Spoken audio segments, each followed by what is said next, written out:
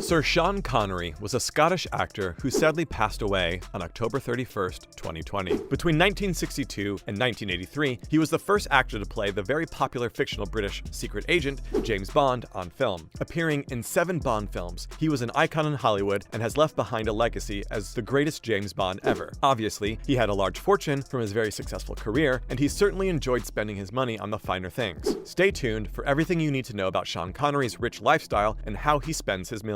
First, Sean Connery's luxury mansion. Sean Connery spent a huge portion of his riches on a very lavish $33 million mansion, and fans of James Bond will soon have the opportunity to live in the same mansion as their titular hero, as the French estate is now available for $33.9 million.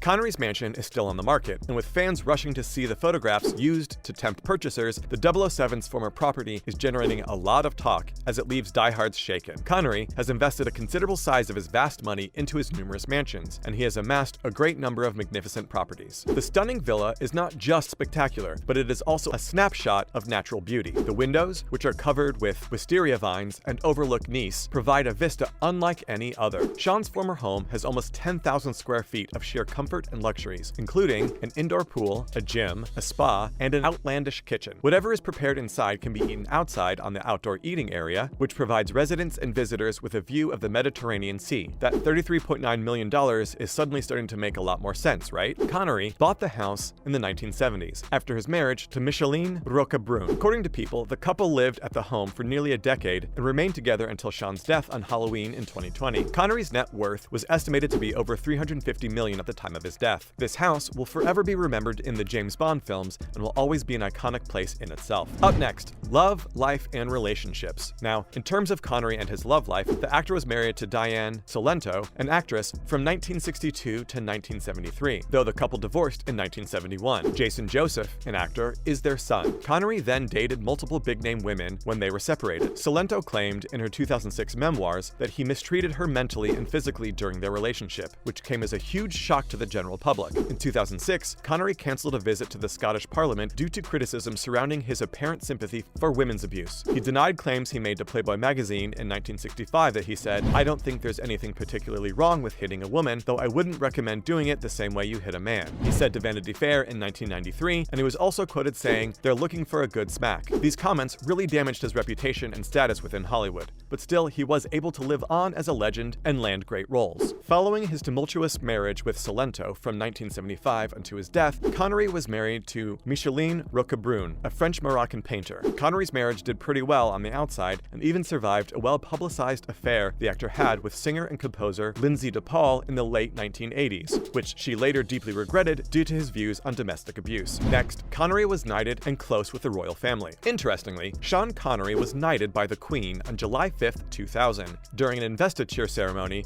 at Holyrood Palace in Edinburgh. In 1997 and 1998, he was nominated for a knighthood, but Donald Dewar apparently removed the nomination due to Connery's political views. Not only was he officially knighted, but he also spent plenty of time with some of the royals from all over the globe. Connery owned a home on the Greek island of Kranidi. King Willem-Alexander of the Netherlands, with whom he shared a helicopter platform, was his next-door neighbor who he would regularly talk with. Next, James Bond epic car collection that Sean Connery made famous. Now, this video wouldn't be complete if we didn't include the OG James Bond and his impressive car collection. Also, Connery owned multiple cars from the James Bond collection, which he helped become extremely popular. By driving these historic cars in movies, James Bond made them even more renowned than they already were. With options from Bentley, Toyota, and of course Aston Martin, there was a car for every scene. The 007 actor was well-dressed, and his cars contributed to that impression. Sean Connery reportedly drove the 1964 Aston Martin DB5 in a few films. The DB5 was featured in the James Bond films Goldfinger and Thunderball, and was possibly the most well-known car in the franchise. Goldfinger went on to win Academy Awards for this film, and Connery and Aston Martin became household names. So why this car? Well, the Aston Martin DB5 was a classic car with a 4-liter engine that produced 282 horsepower. It reached top speeds of 145 miles per hour and took 8 seconds to accelerate from 0 to 60. A bulletproof windshield, machine guns, and a revolving license plate were all included in driving this car. Pretty cool, right? But if you purchased one on the market, those features would definitely be missing. The 1937 Bentley 414-liter drop-head coupe is a well-known Bond car and became much more popular following its feature in the films. This classic Bentley was featured in the 1983 film Never Say Never Again. Gurney Nutting, coach builder in England, created unique bodywork for the drop-head coupe. Despite the fact that it isn't featured prominently in the film, film, it drew attention. More than 10 years ago, the historic car from the film was repaired and sold for $286,599. Diamonds last a lifetime, and the 1971 Mustang Mach 1 is no exception. The Mach 1 was famous for the incredible acrobatics it performed in the iconic movies. While your average Mustang won't be able to perform stunts like this one, it's still a popular classic vehicle. The Cobra Jet V8 engine of this 1971 Mustang Mach 1 produced 370 horsepower. The 1970 Triumph Stag was also featured in the 1971 film Diamonds Are Forever. Connery drives it around Amsterdam for a while, but it isn't in the movie for very long.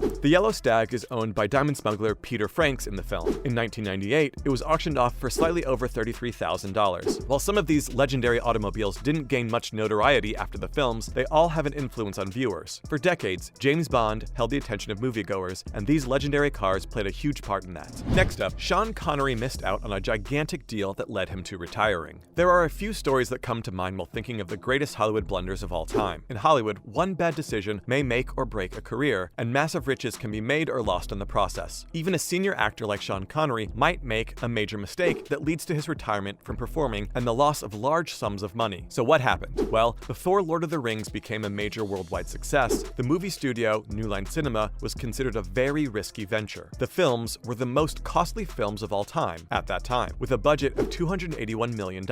All three films were shot back-to-back in New Zealand by a relatively unknown director at the time named Peter Jackson. The film also needed a truly huge Hollywood name such as Tom Cruise or Johnny Depp to ensure ticket sales. For all these reasons, the producers were keen to cast a big name in the pivotal part of Gandalf. Sean Connery, the original James Bond, was their first option. The producers went to great lengths to get Sean Connery to sign on to the project. They offered the Bond actor 15% of the box office for all three films, in addition to $10 million pay per film. And astoundingly, Connery turned down the part because he could not understand the script, which turned out to be a huge mistake. To be fair, if we read the Lord of the Rings script, we would have thought it was completely absurd and destined to fail as well. But we all know the Lord of the Rings went on to become one of the most successful film franchises of all time. With over $1 billion in ticket sales, the first film is the 6th highest grossing film in movie history. The sum of the first three films' box office receipts would eventually reach $2.9 billion.